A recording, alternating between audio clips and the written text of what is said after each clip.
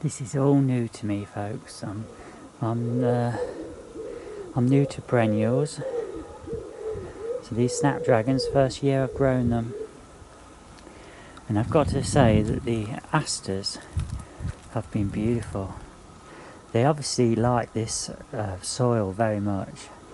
So I'd say quite a rich soil, because the soil in here is a mixture of multi-compost, Westland multi-compost,